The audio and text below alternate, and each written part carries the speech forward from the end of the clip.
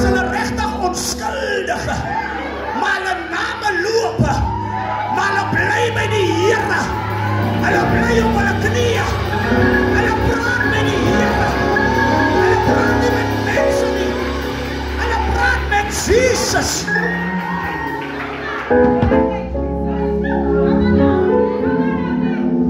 Here Jesus. Nou gebruik jy nog vir WhatsApp op jou status as nou net. Jy kan maar sê wat jy wil.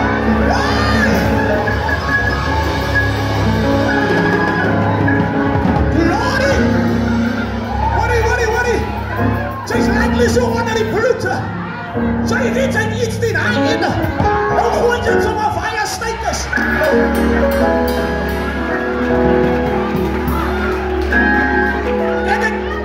En ek is die broeder Rialdo. Hy het my nie gegroet nie. Nou gaan my status so. Al groet niemand my nie, ek bly by die Here.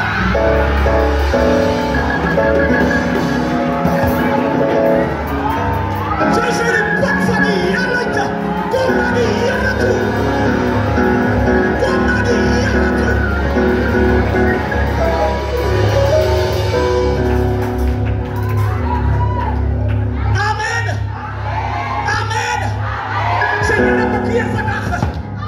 Sy Here bekeer vandag.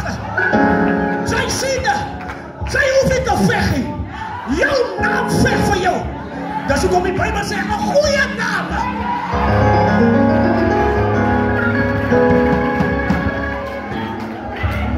Het sy geweet, jy hoef niks te sê nie. Net jou naam se noem in 'n vertrek. Sê alles van jou. Nou die Bybel sê, toe hulle die naam noem, wie hulle God is, het die koning nie verstaan nie. Die mooiheid van die God is, hy stuur vir jou 'n prokureur, maak nie saak waar dit is nie. Sy prokureur is die Heilige Gees. Hy stuur hom tot binne die vuur. Die Bybel sê, they are fully armed. Hulle is met die volle wapenrusting is hulle aangetrek. Die koning vra nog een keer vir hulle, as julle gereed om aan te gaan. Wat Jesus. Here. Maar hulle ken hulle regte name se identiteit. They are prepared for war. Nee. Maar nou die manne was aangekla gewees. Hulle het hulle nie self verdedig nie. Waar is ons werkende broers? Jou saak lê nou al so lank. By wat is die mense se name? Die CCMA. En wat so goed nog? Niks kom reg nie. Plaas van los vir CCMA, gaan na CC Jesus toe. Kyk hoe hy nie vir jou iets kan uitwerk nie. Glory! God is never late. He is still on time. O jene, CCMA, waar is die nie? Nee, kom ons gaan na die nie toe. Jy is by die Here, maar jy hardloop na die nie toe. Amen. Prepare, sê maar langs aan. Prepare for war. Sy kan nie by die Here wees. Dan kyk sy nog pornografie nie.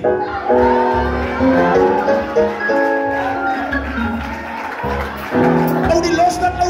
Nee, sy moet vuur toe gaan. Sy moet aan die vuur kom.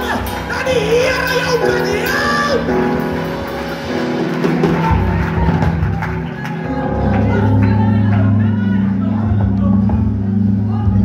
Ons is 'n sneaky generation.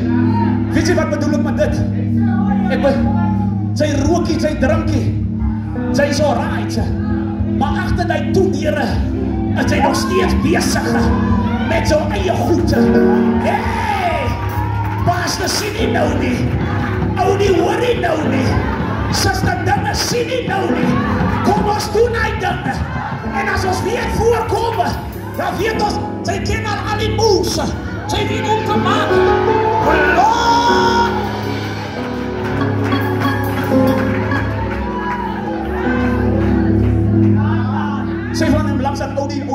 my net so af. O, die gooi my net so in die vuur. En hy haal my weer uit.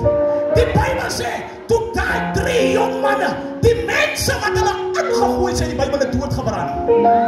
Sien u, as jy nie veg nie, gaan die Here self veg. Toe hulle besig is om ingegooi te word, toe brand die manne buite dood. Jou vyande sal doodbrand, maar jy moet die Here 'n kans gee. Sy moet die Here, sy moet die...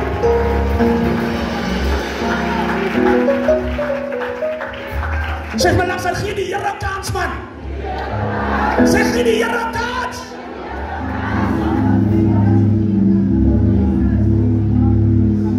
Kan ek gou hierdie ding vir jou sê? Jy is in die moeilikheid as jy net bid wanneer jy in die moeilikheid is.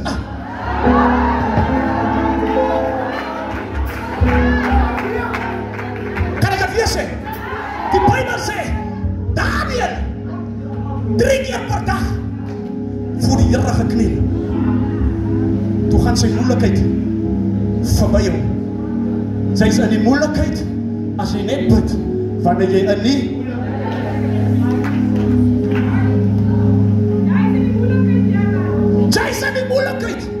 nou gee jy daai ene skuld, as nooit jy nie, ja maar, hulle het nie vir my geleentheid gegee nie, hey, shut up, jy het self gemis.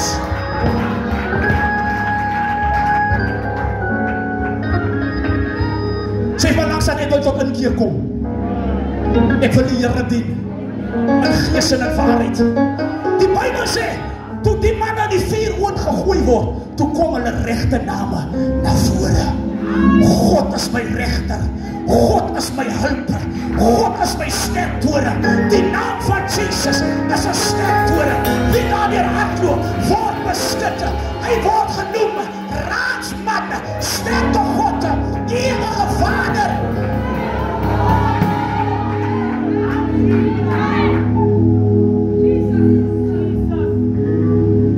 Maar mannelik toe hulle ingaan, toe skop die vuur in. En die vuur gesalf met vuur. Kan ek het weer sê? En die vuur gesalf.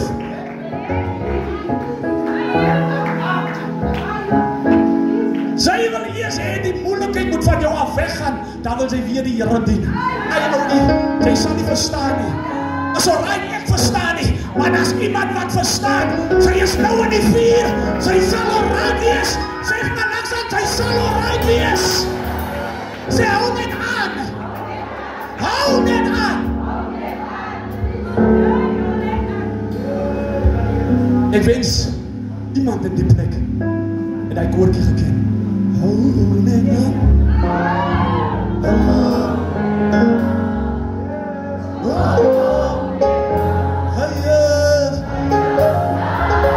What is your outfit?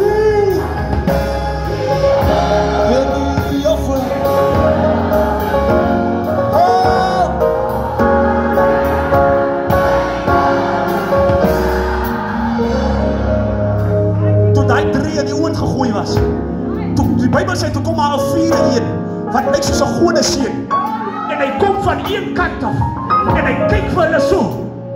Here kan bid nie.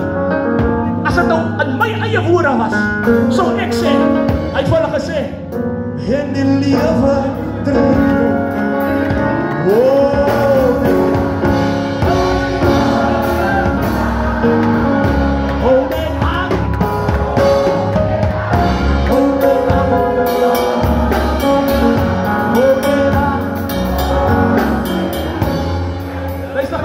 Luister nou hier.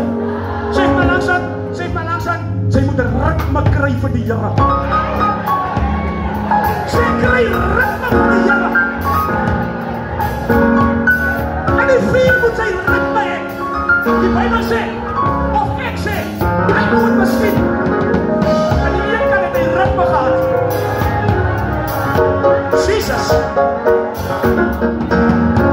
Halleluja.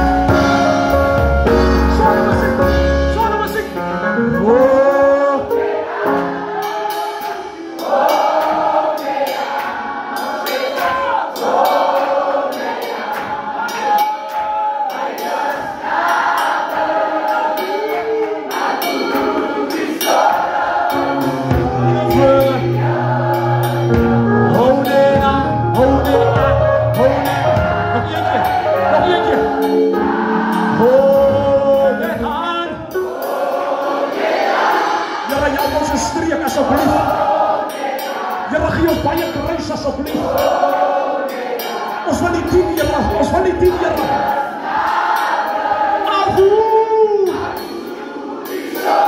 Waar is die worship team? Worship team, Here, gaan maar kom. Jesus. Jesus.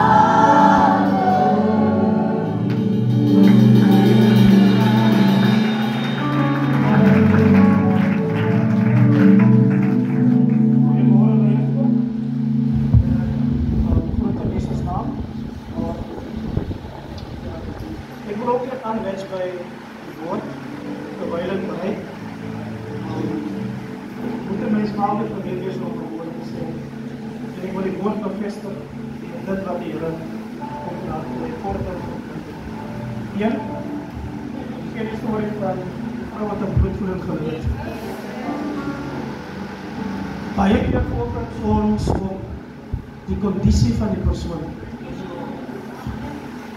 maar nie op die persoon self nie. So dit beteken dat die persoon wat aan bloedvoeding gelei het 'n identiteit gehad, maar haar identiteit was gekoppel aan haar kondisie.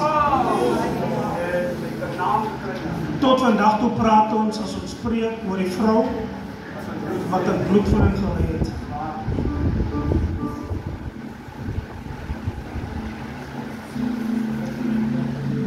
En as die Heilige Gees vanoggend deur Pastor Donald en dit wat ek met julle wil deel sê, jou identiteit kan herstel word. Mense praat van dit wat jy gedoen het.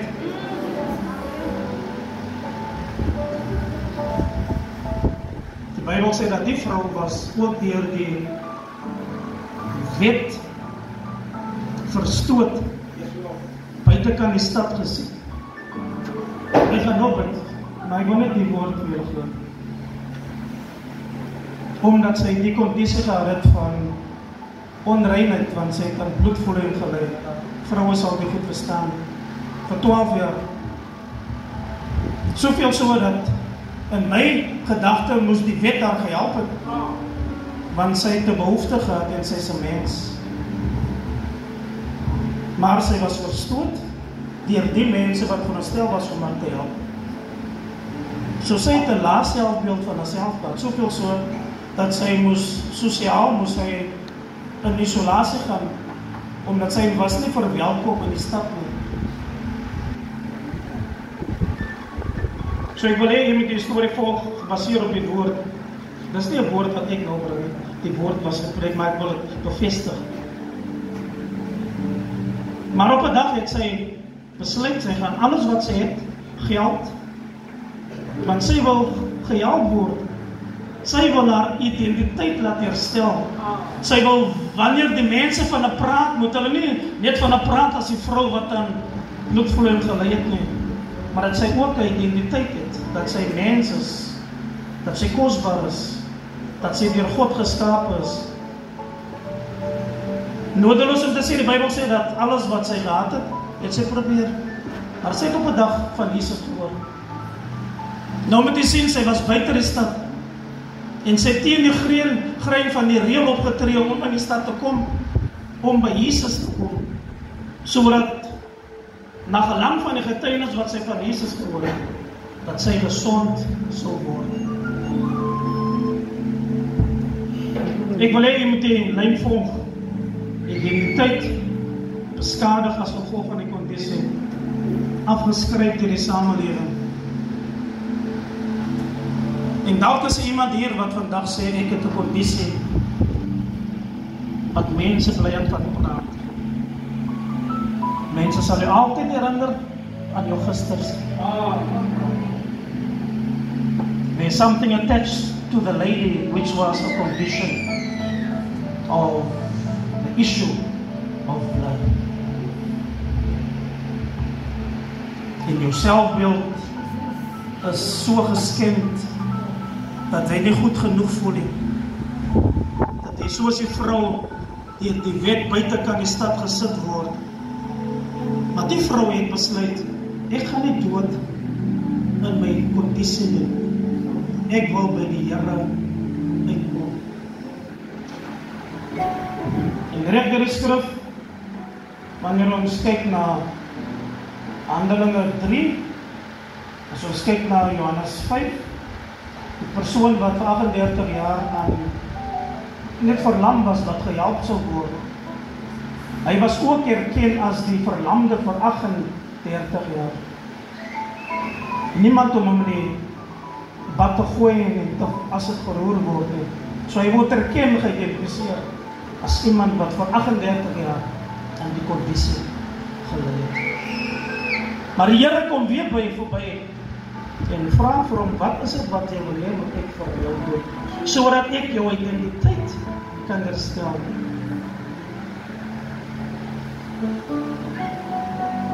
En voor ons in die teenswoordigheid van die Here staan kosbare mense met identiteit wat al geskaap was deur 'n verkeerde besluit. En mense hou dan teen jou. Mense praat van jou en jy sukkel om daai self identiteit herstel te kry. Maar ons is hier vanoggend weer terug van Heilige Gees om vir so 'n persoon te sê, hy is lief vir jou. Hy kyk nie na die fout wat jy gemaak het nie. Miskien was hy gemolesteer, miskien is hy verkragt, miskien leef jy 'n lewe wat buite God se wil is. Hy kyk nie na die daad wat jy doen nie, en hy roep jou vanoggend uit in sy liefde, dat jy herstel kan word. Voor ek gaan bid, wil ek hierdie voorbeeld maak. Die Bybel sê, daar was 'n vrou wat in egbreuk betrap was. En die wet bring haar weer voor die Here. En hulle sê hierdie vrou moet gestenig word omdat sy in egbreuk betrap was. Ons ken die storie, Jesus buig neer en hy skryf in my mind weet ek dat Jesus ken selfs die wettiese mense. Hy ken elkeen van ons en hy skryf in die sand. Ek dink hy van elkeen wat voor hom gestaan het geskryf, ek ken vir jou. Ek weet van jou goedjies. Maar Donald het nou genoem van die goed wat ons behind the scenes doen. Jesus ken van hy. En hy skryf in die sand en hy gaan by die volgende en hy kyk en hy skryf sonder om te praat. Hy gaan by die volgende en almal wat die vrou gebring het en gesê sy moet gestenig word en hy skryf weer in die sand. En hy sê, bring 'n klip. En hy sê die volgende woorde, as julle wat haar skuldig bevind het, sy wat moet sterf, as julle geen fout het en geen sonde het, tel op 'n klip en gooi. Ek wil hê moet die prentjie sien, ek skilder vir 'n prentjie, die vrou moet gestenig word, want sy is skuldig. Nou moet jy dink aan haar identiteit. En die Bybel sê, hulle draai een vir een om. Een vir een. Een vir een. Een vir een. Een vir een draai hulle om. Wat sê ons volgende vir u? Jesus veroordeel niemand nie. Hy sê vir die vrou, gaan. Hy vra, was daar nie mense wat jou skuldig bevind het nie, wat jou veroordeel het nie? Hy sê vir haar, gaan en sondig nie meer nie, want ek veroordeel jou nie. En dis Jesus wat ons dien. Hy skryf ons nie af nie. Hy veroordeel ons ook nie. En ek wil jy moet die prentjie sien dat jy vir hom kosbaar is. En hy kan vanoggend jou identiteit herstel. Gebaseer op God se woord wat reeds uitgegaan het. Ek wil maar net die woord bevestig en dit link. Vader, wanneer ons voor U staan vanoggend, dank ons U vir die onfeilbare woord. 'n Woord wat uit die troonkamer van die Here gebore is en deur die diensknegt aan ons bedien was. Jy het geweet van hierdie konferensie wat sal afkom. Jy het ook geweet dat wat 'n woord bedien sal word, wat jy in die hart van die dienaar voorberei. En nou staan ek voor u eie kinders, Here. Hulle wie geskaap het na u beeld. Vir wie hulle kosbaar is vir u en u is vir hulle kosbaar. Dankie dat u vanoggend hier in ons tenswoordigheid staan en nie een van ons veroordeel nie.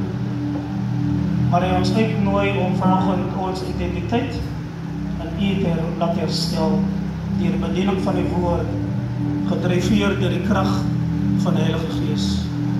Ek bid nou vanoggend dat jy met elke jong mens, elke persoon wat voor u staan, sal ontmoet. Soos wat hulle lewens ken u ook van hulle. Weet u alles van hulle. En daar is niks, Here, wat ons vir u kan wegsteek nie. Want die woord sê in Psalm 139 dat die oë van die Here is op ons. Hy ken ons sit, hy ken ons opstaan. Al sou ons onsself onder die aarde wil begrawe, selfs daar is u. Ons kan ons vanaf u nie verwyder nie, want oral waar ons is u.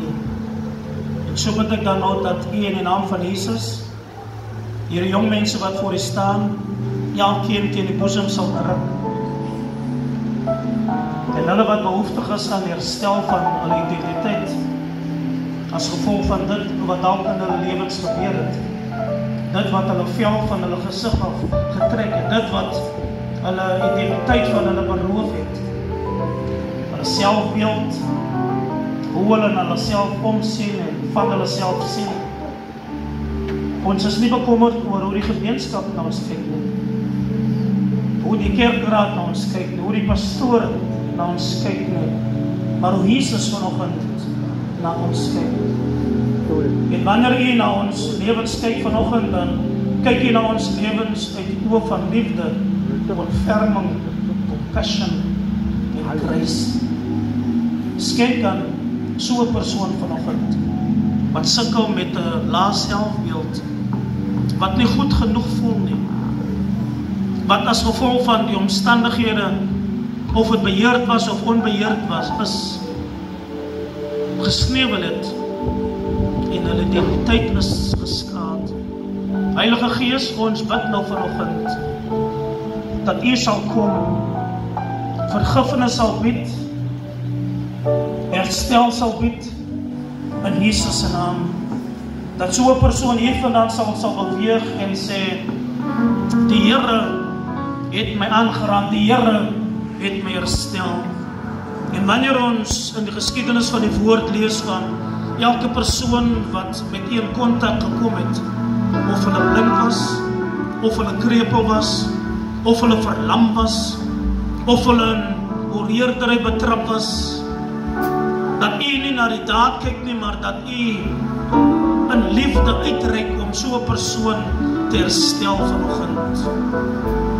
En ek bid, Heilige Gees, vanoggend, waar die wond diep is, waar die seer so diep is, dat hulle voel vanoggend dat ek wil liewer my lewe neem, wil ek bid dat U die vloek en that you will break the curse of suicide, that you will break anti-depression, that you will break anxiety, that you will break fetters, that you will break strongholds, that you will break the hold of sin and Satan over their lives, and that you will set them free by the power of your Holy Ghost. Iemand wat hier voor staan vanoggend en sê ek is nie goed genoeg nie, ek voel nie goed genoeg nie, ek lyk nie goed genoeg nie, as gevolg van 'n identiteit wat geskaad is. Kom vanoggend en neem so 'n persoon in die boesem van Jesus se naam. Dankie dat ons in die teenwoordigheid is, dat U vanoggend lewens herstel. U is in die besigheid om lewens te verander, te transformeer, te herstel deur die krag van die Heilige Gees. En mag mense vanoggend weet dat wanneer die woord bedien word, dan daag U ons uit, Here, om die volle wapenrusting aan te trek. U daag ons uit om ons verhouding in perspektief te neem. U daag ons uit om ons verhouding met U te verdiep en te verstewig in Jesus se naam. Ons bid dat elke jong mens vanoggend wat voor U staan, dat hulle sal vul met die krag van die Heilige Gees, dat die heerlikheid wat in Jesus openbaar was, hulle lewens sal benat en besiel in Jesus se naam. Want U het hulle nodig in die seisoen wat ons in leef, U het nodig dat hulle vir die ambassadeurs moet wees, 'n volk eenkant gesit om die deugde van die Here te verkondig. Ek bid dat nou, Heilige Gees, dat U sal neerdaal op elkeen van hulle se lewens, dat U deur die krag van Heilige Gees elkeen se hart sal vul met vergifnis, dat die bloed van Jesus elkeen van ons sal skoonmaak, en dat U ons op 'n reguit pad sal lei in Jesus se naam. Lei ons, Here, lei ons, lei ons, lei ons met die krag van Heilige Gees. Ons bid dat U nou verder met elkeen sal ontmoet. En in my hart is ek daarvan diep oortuig dat hier jong mense staan wat ook 'n nuwe commitment aan U wil maak, wat gevoel het as gevolg van dit waarmee hulle besig was, hulle nie goed genoeg vir die Here was en respek. Praat met so 'n jong mens, Heilige Gees vanoggend, oortuig hulle dan dat U vir hulle lief is en dat U vergewe en U dink nooit weer omtrent die verkeerd wat hulle gedoen het nie. Hallelujah. And so I pray, Spirit of the Lord, that you will touch, that you will heal, that you will restore, and that they will make a recommitment to serve you, to follow you wherever you may need. And may their lives, oh God, become a testimony of your grace, of your forgiveness, of your restorative grace over their lives. And may they become aware, oh God, that they are precious in your sight. I believe it is Psalm 139 verse 14 that says, and we love to quote the scripture, for we are wonderfully and fearfully created in the image of God. And as they stand in your presence right now, God, I pray that your image will be restored in and through their lives.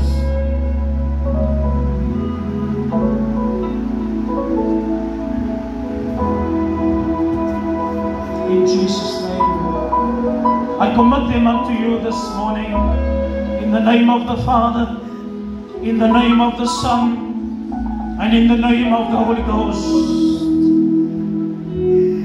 Fire of the Holy Ghost, I pray that you will consume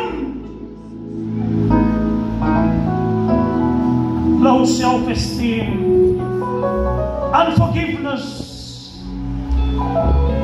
anxiety, depression, sin. For the Bible says that which whereby we've been overcome with, dit waarvan ons oorwin word, daarvan het ons 'n slaaf geword. But I break the curse of the devil. I break his hold. I break his hold. I break his claws and set him free by the unction and the fire of the Holy Ghost. Move by your Spirit. Restore them and may they experience your fire in Jesus' name. It is our theme in the province that we will come together united, to be ignited by the fire of the Holy Ghost. It is the theme of the church, to set our people ablaze. And so now I pray that the fire of the Holy Ghost will rain down upon our lives and fill us with renewed hope, with renewed strength, renewed vision, renewed grace. In Jesus' name. Hallelujah. Hallelujah.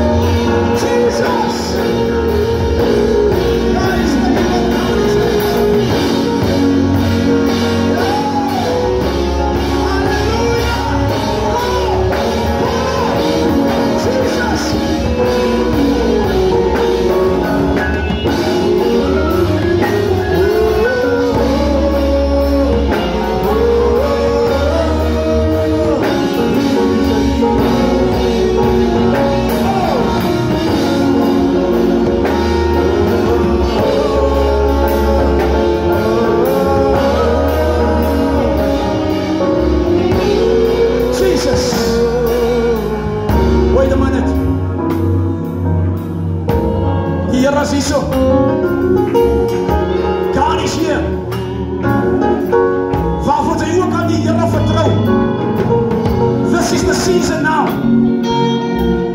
It is now. Die tyd is hier. Jesus is hier. Sê saam met my, Jesus. Sê Jesus. Ek kry my deurbraak. Ek kry my deurbraak. Ek kry my deurbraak. Ek kry my deurbraak. Ek kry my deurbraak. Ek kry my deurbraak. Ek kry my deurbraak. Somebody's believing. Iemand is besig om te glo. Yes. Yes. Oh yes.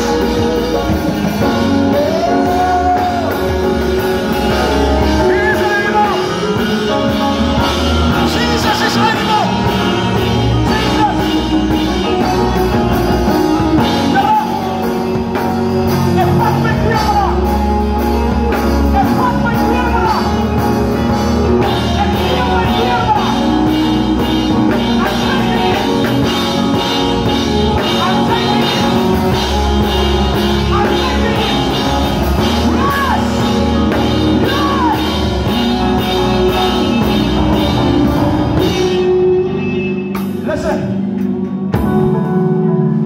Die Bybel sê, die pad was 'n sekere tyd geroer. He's here. He's here. Ek gee nie om waarvoor die Here vertrou nie. Die mense wat die Here vir 'n werk ook vertrou. God is here. God is here. God is here. Sê Here, ek vertrou U vir my deurbraak. My deurbraak is hier.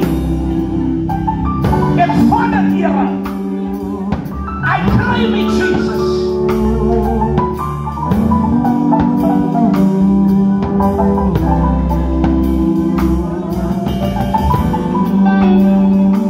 Hallelujah. Yes, Lord.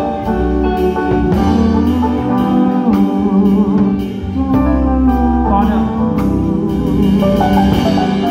I pray for your spirit now. Ophang nou die naam van Jesus. Sal van die Heilige Gees, van die vuurkrag van die Heilige Gees.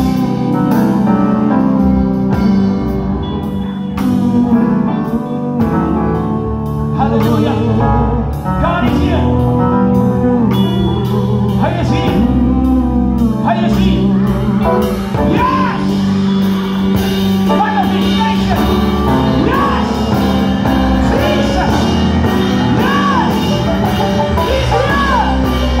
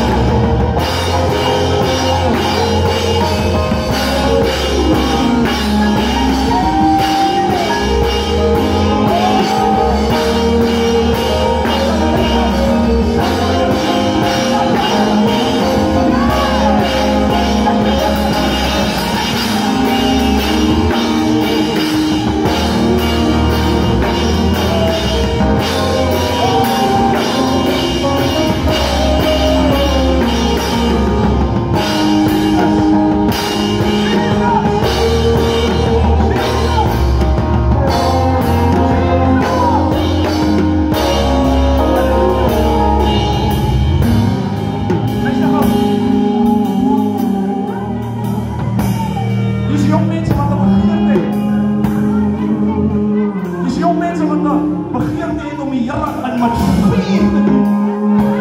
Met vuur. Ik praat van die vuurkracht van je geest. Die Here is hier nie aan te raak. He's here to help you. Wait, so 'n bietjie sagter. Father, I release fire now. Oor elke jong mens wat dit wil ontvang nou. Nou, Here, nou. I release your fire in this place now. In the name of Jesus. In the name of Jesus.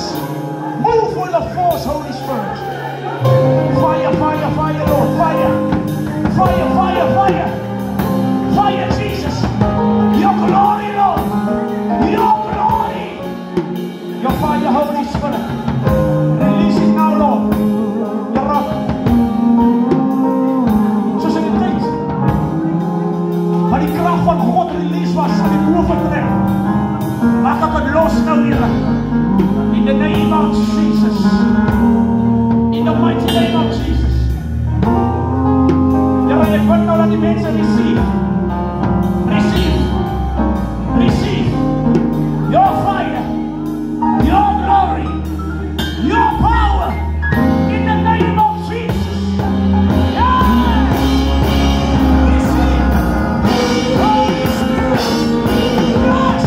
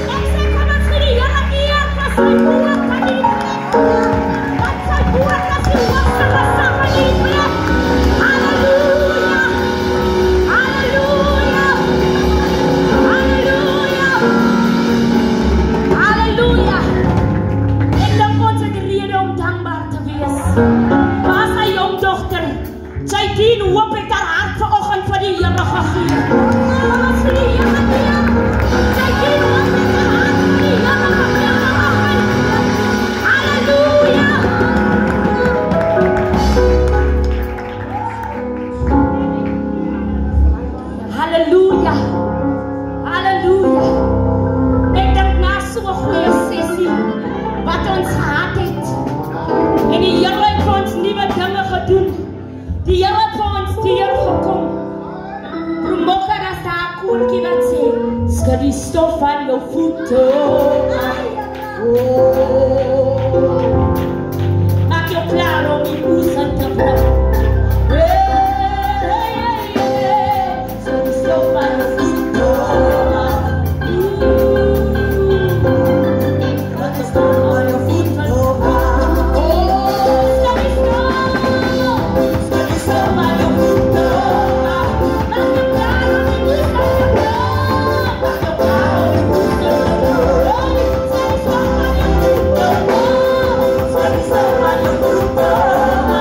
I'm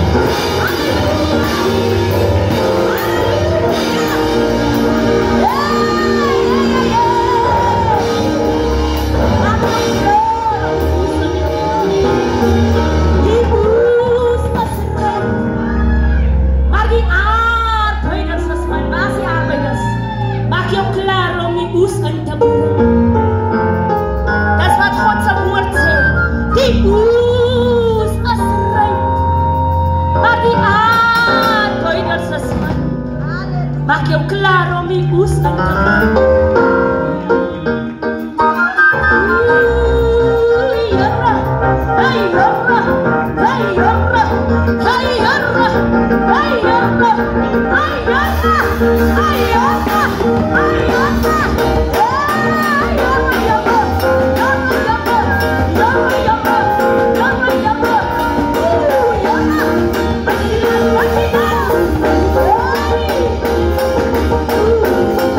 Oh,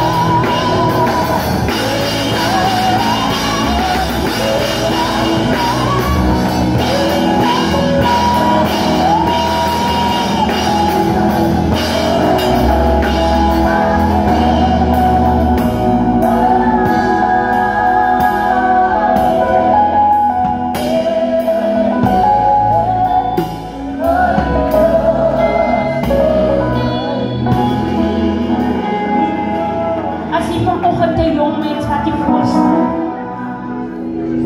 Wat vanoggend sê, Here, ek moet 'n draai maak. Die Here is op die plek vanoggend. Daar's 'n geleentheid om vanoggend te sê, Here, ek maak 'n draai. Jesus is jou wat ek verlang het. En hy red my deur sy bloed. Oh, Jesus. Wat ek verlang.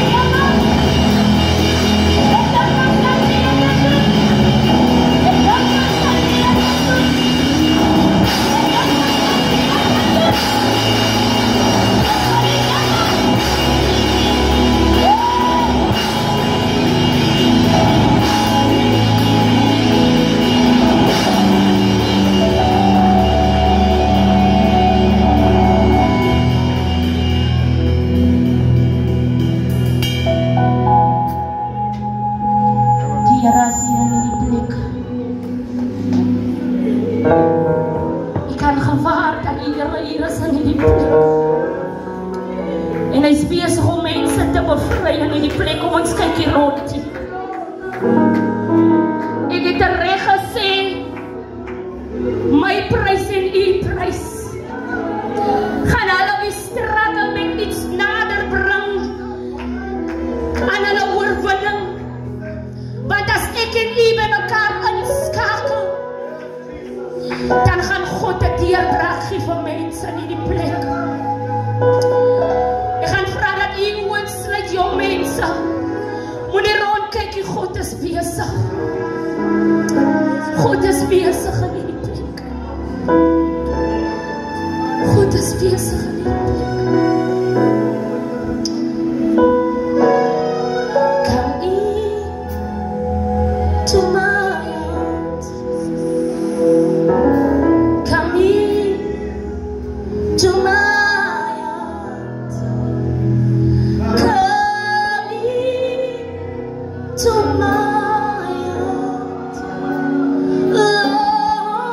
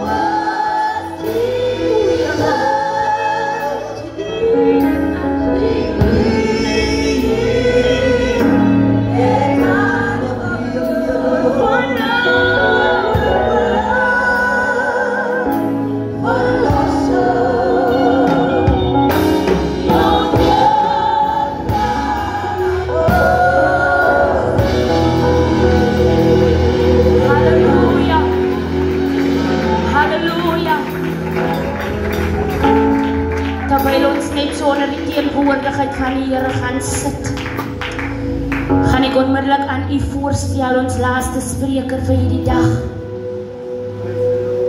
Ek gee onmiddellik oor aan ons broer Rikkie, wat gaan middag ons laaste spreker is in die huis. Kom ons vlei onder die gesag van God. Vlei onder die salwing van die Here. Kom ons gee die Here prys. Ons kan beter doen, ons gee die Here prys. Ons voete staan in die naam van die Here oplig. Halleluja! Halleluja! Halleluja! Halleluja!